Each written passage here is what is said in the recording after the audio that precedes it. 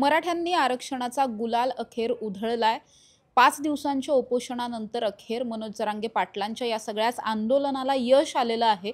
यश आलंय, मात्र ते यश कितपत आलंय हे देखील पाहणं तितकंच गरजेचं आहे। त्याचबरोबर ज्या सरकारची कालपर्यंतची भूमिका जर आपण पाहिली तर सरकार कुठल्याही पद्धतीने झुकायला तयार नव्हतं। ते सरकार आज अचानक कसं काय झुकलं? मनोज जरांगे पाटलांच्या 8 पैकी जवळ-जवळ 6 मागण्या मान्य करण्यात आल्या। या मागण्या नेमक्या कशा काय मान्य करण्यात आल्या आणि सरकारला मनोज जरांगे पाटील आणि संपूर्ण मराठा समाजापुढे नेमकं का झुकावं लागलं? या मागे नेमकं काय-काय घडत होतं? पडद्यामागच्या गोष्टी काय आहेत? टेक्निकल बाबी काय आहेत? कायदेशीर बाबी काय आहेत? हे सगळंच समजून घेणार आहोत। माझ्याबरोबर ज्येष्ठ कायदेतज्ञ मिलिंद पवार सर आहेत। सर, काय सांगाल? सगळ्यात पहिल्यांदा विजय मिळवला आणि याला आपण विजय म्हणू शकतो का खरं तर? विजय तर म्हणू शकतो, पण हा आता विजय साजरा करतात जो तो आपल्या आपल्या पद्धतीने। पण विजय साजरा करत असताना पहिल्यांदा मनोजदादा जरांगे एक सामान्य नेतृत्व, सामान्य घरातून आलेला शेतकरी, एक मराठा समाजातला एक उदयनमुख नेता आपल्याला म्हणता येईल, अशा या नेत्याचं मी पहिल्यांदा अभिनंदन करतो। सरकार बॅकफूटला का गेलं याचा विचार आपण जर केला तर 5 दिवसापासून आंदोलन चाललं होतं। रीतसर आंदोलनासाठी सरकारची परमिशन घेतली होती। परमिशन घेतल्यानंतर सरकारने ज्या ज्या सुविधा पुरवायला लागतात त्यांनी पुरवलेल्या नव्हत्या, हे सरकारच्या लक्षात आलं होतं आणि त्या न पुरवल्यामुळं बऱ्याचशा गोष्टी घडल्या, त्याचा उहापोह बराच झाला आहे। आणि मग हे सगळं करत असताना मनोज जरांगेंचं हे 5वं आंदोलन, 6वं आंदोलन, 6 महिन्यापासून सरकारला इशारा दिला होता की आमची मागणी मान्य करण्यात आम्ही मुंबईमध्ये येणार। हा इशारा दिलेला असताना म्हणजे असं काही नव्हतं की जरांगे उठले ना आम्हाला आरक्षण द्या असं म्हटलं, असं नव्हतं। इतके दिवसाची जुनी मागणी आहे, चिघळलेला प्रश्न आहे, तर सरकारने ज्या प्रमाणात ज्या पद्धतीने त्यामध्ये लक्ष द्यायला पाहिजे होतं ते लक्ष न दिल्यामुळं मुंबईमध्ये काय परिस्थिती ओढवली संपूर्ण मुंबईने, संपूर्ण देशाने आणि महाराष्ट्राने पाहिलं। शेवटी मराठा समाजाचा विचार केला तर मराठा हा महाराष्ट्राचा काना आहे। आज मराठा समाजाचा शेतीमध्ये, सैन्यामध्ये, शैक्षणिक बाबींमध्ये आणि राजकारणामध्ये फार मोठं योगदान आहे। मराठ्यांचा फार मोठा इतिहास आहे आणि अशा मराठ्यांना झुलत ठेवलं तर काय होतं हे मुंबईमध्ये आणि अख्ख्या महाराष्ट्राने, देशाने आपण पाहिलं। ज्या दिवशी जरांगे पाटील मुंबईमध्ये आले ते येण्या अगोदर काही तास अगोदर सगळ्या आस्थापना, सगळे हॉटेल्स सगळं बंद केले की सरकारला असं वाटलं की प्यायला पाणी मिळालं नाही, जेवायला नाही मिळालं तर हे सगळे आंदोलनकारी विखुरतील, पळून जातील आणि थोडासा काहीतरी पोरशो होईल असं त्यांना वाटलं। पण त्याच्या उलटं झालं की मराठा समाजाने आपली ताकद दाखवून दिली। जेवायला मिळत नव्हतं तर अख्ख्या महाराष्ट्रामधून चटणी भाकरी तिथं पोचवली, पाण्याच्या बाटल्यांचे पाकिट तिथं पोच झाले आणि हे सगळं पाहिल्यानंतर मग बेसिक सुविधा नसल्यामुळं मग प्लॅटफॉर्मवर झोपले, उघड्यावर आंघोळी झाल्या, उघड्यावर स्वयंपाक केला, ह्या सगळ्या गोष्टी संपूर्ण मुंबईने पाहिलं आणि हे सगळं करूनही आवाक्यात येईना मग सरकारने मराठा आंदोलनाची, मराठा समाजाची एक प्रकारे वेगळ्या पद्धतीने बदनामी करायला सुरुवात केली। वेगवेगळ्या प्रकारचे व्हिडिओ सोडणे की मराठा समाज कसा हिंस्र पद्धतीने वागतोय, कसा व्हायलंट झाला आहे। पण ह्या सगळ्या गोष्टीमध्ये एक गोष्ट महत्त्वाची आहे की ह्या 5 दिवसामध्ये एकही साध्या मराठा समाजाच्या कार्यकर्त्याकडनं कुठली हिंस्र घटना घडलेली नाही, कुठला हिंसाचार घडलेला नाही। ही सगळ्यात दाद देणारी गोष्ट आहे आणि म्हणून हे सरकारच्या कुठेतरी लक्षात आलं की एवढं सगळं होऊन यांनी संयम पाळला आहे, हाताबाहेर जात नाही। सरकार कदाचित वाट बघत असेल की यांच्या हातून काहीतरी चूक घडेल, कुठेतरी जाळपोळ करतील, दगडफेक करतील, कोणाला तरी धरून मारतील, कुठलाही प्रकार घडला नाही आणि म्हणून मराठा आंदोलकांना वेगळ्या पद्धतीने बदनाम करण्याचा प्रयत्न झाला। तो प्रयत्नही फेल गेला, कारण मराठा समाजातल्या काही युवकांनी स्थानिक मुंबईत राहणाऱ्या लोकांचे व्हिडिओ घेतले, महिलांचे व्हिडिओ घेतले, चालत्या लोकलमध्ये, चालत्या बसमध्ये की ह्या आंदोलनाचा तुम्हाला काही त्रास होतो आहे का? तर अक्षरशः त्यांनी बोलून दाखवले की कुठलाही त्रास होत नाही, उलट मराठा समाजाची मागणी आहे त्याला न्याय द्यायला सरकारने हरकत नाही, अशा भावना व्यक्त केल्या। तोही म्हणजे सरकारचा फेल गेला। काल सुट्टी होती 1 तारखेला, 1 तारखेला विशेष न्यायालय स्पेशल हायकोर्टला बसून त्यासमोर मराठा आंदोलन कसं चुकीच्या पद्धतीने चाललं आहे, कसे चुकीचे व्हिडिओ हे सगळे न्यायमूर्तींना दाखवण्यात आले। न्यायमूर्तीने कुठलं तरी एक पेपर, वर्तमानपत्र आणि त्या व्हिडिओची दखल घेऊन आज दुपारी 4 पर्यंत सगळं खाली करा असे आदेश दिले। आज परत त्यावर सुनावणी झाली। मुख्य न्यायमूर्ती मुंबई उच्च न्यायालय त्यांच्यासमोर झालं आणि आरती साठे मॅडम त्यांच्यासमोर सुनावणी झाली। सकाळी 1 वाजता सुनावणीच्या दरम्यान त्यांनी दुपारी 2:40 मला हे सगळं मुंबई खाली व्हायला पाहिजे असे आदेश दिले. नाही म्हटलं तरी पोलिसांवर प्रेशर येतं. पण याचा बारकाईने अभ्यास केला तर शेवटी पोलीस हे सगळे गृहमंत्रालयाच्या अंतर्गत असतात. गृहमंत्रालयाच्या आदेशाशिवाय कुठलं होऊ शकत नाही आणि म्हणून स्वतः देवेंद्र फडणवीस गृहमंत्री आहेत. मग आता मराठा आंदोलन जर चिरडून टाकायचं असेल तर पोलीस कारवाईशिवाय पर्याय नव्हता. पोलीस कारवाई केली असती तर मोठा आगडोम पसरला असता. संपूर्ण महाराष्ट्रामध्ये नाही त्या गोष्टी घडल्या असत्या. हे सरकारला कुठेतरी लक्षात आलं. म्हणजे थोडक्यात येणं केनं प्रकारे आंदोलन मोडून काढायचं, मराठा समाजाला आंदोलनाला बदनाम करायचं, हा डाव आखून पाहिला. होत नाही. न्यायालयात गेले. न्यायालयाने आदेश देऊन देखील काही होईना. हे सगळं कुठेतरी लक्षात आलं आणि मला असं वाटतं की सरकारचे कोणीतरी सल्लागार असावेत. जे कोणी सल्लागार असतील त्यांचं अभिनंदन करायला पाहिजे की तुम्ही असं दाबून त्यांना आंदोलन मोडू शकत नाही. त्यांच्या मागण्या मान्य करा. हा सल्ला कोणीतरी चांगल्या सल्लागारांनी दिला असावा. सरकारला तो पटला आणि म्हणून जी-आर निघून आत्ता कुठंतरी अगदीच मराठा समाजाला काहीच नव्हतं, ते जी-आरच्या माध्यमातून काही ना काही निश्चित पदरात पडेल ही एक वकील म्हणून मला आशा आहे. सर, जेव्हा आपण या सगळ्याबद्दल बोलतोय तेव्हा आपण जर सकाळी पाहिलं तर काल एक नोटीस देण्यात आली होती. सकाळपासून पण त्या नोटिशीवरती प्रचंड चर्चा झाली. मनोज जरांगे पाटलांनी या नोटिसीला सही करायला सुद्धा नकार दिला होता. ही नोटीस नाकारली होती. कोर्टाची नोटीस होती. या नोटिसीमध्ये सुद्धा जसं तुम्ही सांगितलं की 3 पर्यंत मुंबई खाली करायला सांगितलेली होती. त्याचबरोबर रस्त्यावरती चूल मांडणं असेल किंवा अंघोळी करणं असेल, या सगळ्यावरून सुनावण्यात आलेलं होतं. असं बरंच काही काही घडलेलं होतं.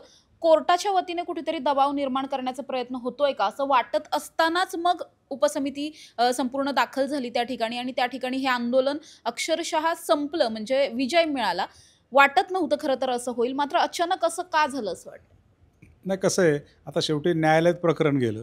आज न्यायालयासमोर प्रकरण गेल्यानंतर संबंधित न्यायमूर्तींना पिटिशनर जे अर्जदार असतात ते म्हणजे थोडक्यात जरांगे पाटील, सरकार, आम जनता, मीडिया सगळ्यांचंच बघावं लागतं की शांततेचा भंग व्हायला नको, घटनाबाह्य कुठले काय व्हायला नको. असं जर होत असेल आणि सरकारच्या वतीने किंवा कोणाची तक्रार न्यायालयात गेली तर न्यायालयाला त्याची दखल घ्यावी लागते. कालच्या सुनावणीमध्ये मी स्वतः लाईव्ह सगळं ते पाहिलं. तर त्या सुनावणीमध्ये कुठंतरी मराठा समाजाने फार मोठ्या चुका केल्यात, फार मोठे गुन्हे केलेत, अशा प्रकारचं युक्तिवाद न्यायालयासमोर मांडण्यात आला. कुठले तरी व्हिडिओ न्यायालयाला दाखवण्यात आले, वर्तमानपत्राच्या बातम्या न्यायालयापुढे दाखवल्या आणि न्यायालयाला वाटलं की हे फार सिरियस आहे. एखादा व्हिडिओ बघून किंवा बातमी वाचून कोणालाही ते गंभीर वाटणार आणि म्हणून त्याची न्यायालयाने दखल घेतली. पण जेव्हा सरकारच्या लक्षात आलं की न्यायालयाने दखल घेतली, पण न्यायालयाने सांगितलं की तुम्ही हे दुपारी उद्या 4च्या खाली करा. सरकारला लक्षात आलं की हे खाली करणं एवढं सोपं नाही, कारण खाली करायचं म्हणजे आंदोलन चिरडून टाकायचं आणि हे जर करायला गेले असते तर कधी न घडवतं हिंसाचार, बऱ्याचशा मोठ्या गोष्टी महाराष्ट्रामध्ये घडल्या असत्या आणि कदाचित हे सरकारला नको असेल आणि म्हणून सरकारने हे टाळलं असावं, असं एक मला वकील म्हणून वाटतं. सर, या सगळ्याच्या नंतर जेव्हा जी-आर सुद्धा आला, आता हैदराबाद गॅझेटियरचा जो काही जी-आर होता तो जी-आर सुद्धा आता समोर आलेला आहे, सरकारने दिलाय सुद्धा, उपोषण सुद्धा मागे घेण्यात आलंय. मात्र या सगळ्यानंतर असं देखील म्हटलं जात आहे की काही अंशी फसवणूक झाली आहे का, किंवा ज्या महत्त्वाच्या मागण्या होत्या, सगळे सोयरेंचा मुद्दा असेल तो अजून पेंडिंग आहे, त्याचबरोबर सातारा आणि औंध गॅजेटचा विषय असेल तो सुद्धा अजून पेंडिंगला आहे. त्यामुळे युद्धात जिंकणारे मराठे नेहमी तहात हरतात असं म्हटलं जातं. तर सरकारबरोबरचा हा जो काही तह आहे, या तहामध्ये मनोज जरांगे पाटील हे जिंकले की हरले, तुम्हाला काय वाटतं? नाही, मुळात मनोज जरांगेंची मागणी जर पाहिली तर हैदराबादचं गॅझेटियर आणि साताराचं गॅझेट हे मान्य करा, ही मुळातच बेसिक मागणी होती. मग ती जर मागणी असेल आणि त्या पद्धतीचा जी-आर निघाला असेल तर विजय झाला असंच म्हणायला पाहिजे. आपण जी-आरचं अवलोकन केलं तर शेवटी ते कसं टेक्निकल बाबीत क्लिष्ट बाबी असतात. बारीक बारीक शब्दाचा वेगळा वेगळा अर्थ निघतो, जेणे त्याने आपल्या पद्धतीने अर्थ काढायचा असतो. आता सगळ्यात महत्त्वाचा विषय असा आहे की मराठा समाजाला आत्तापर्यंत कुठलाही जी-आर, कुठलाही कायदाच नव्हता. ॲटलिस्ट ह्या आंदोलनामुळं जी-आर तर निघाला. जी-आर म्हणजे शेवटी तो अध्यादेश आहे. आज तो जी-आर खाली तलाठी, तहसीलदार, कलेक्टर त्या लेवलपर्यंत पोहोचणार आणि त्याची अंमलबजावणी होणार. ज्या मराठ्यांच्याकडं कुणबी सर्टिफिकेट नव्हतं पण त्यांच्याकडं काय पुरावे आहेत हे जेव्हा सादर केले जातील, कुणबी म्हणजेच मराठा, म्हणजेच हैदराबाद गॅझेटियरनुसार ज्यांची ज्यांची नोंद झालेली आहे किंवा नोंदही नाही पण मराठा आहे, पण त्यांनी जर सिद्ध केलं कुणबी, तर कुणबी प्रमाणपत्र त्यांना मिळायला अडचण येणार नाही. आणि कुणबी हा ऑलरेडी OBCमध्येच ट्रीट केलेला आहे. त्यामुळे OBC प्रवर्गामध्ये आता ह्या स्टेजला मराठा समाज गेला असं म्हणायला हरकत नाही. राहिला दुसरा प्रश्न सरसकट. आता सरसकटचा विषय मला वाटतं मागाशी स्वतः शिवेंद्रराजे भोसले, बाबा महाराज त्यांना असं स्वतः जरांगेंनी समोरलं, की त्यांचा शब्द घेऊन त्यांनी सांगितलं की थोड्या किचकट बाबी आहेत, आम्हाला एक 15 दिवस लागतील. तर मनोज जरांगे म्हटले 15 दिवसाऐवजी महिना घ्या, पण पॉझिटिव्हली काढा. आणि शेवटी शिवेंद्रराजे ही सुद्धा एक गादी आहे आणि त्या गादीला मान देऊन मनोज जरांगेने त्यांच्या शब्दाला किंमत दिली. 1 महिन्यामध्ये तोही जी आर निघेल आणि असं जसं जसे जी आर निघतील 100% त्यामध्ये मराठा समाजाचा फायदाच होणार आहे. अगदीच काहीच नव्हतं, निदान काहीतरी पदरात पडलं. आता भविष्यात कोणी फसवलं, काय केलं, हळूहळू बाबी येतील. हे सगळं ब्लॅक अँड व्हाईट म्हणजे सगळं हाईड अँड सीक असं त्यात काही नाही आहे. जे काय असेल ते ओपन सगळं समाजासमोर येईल ते.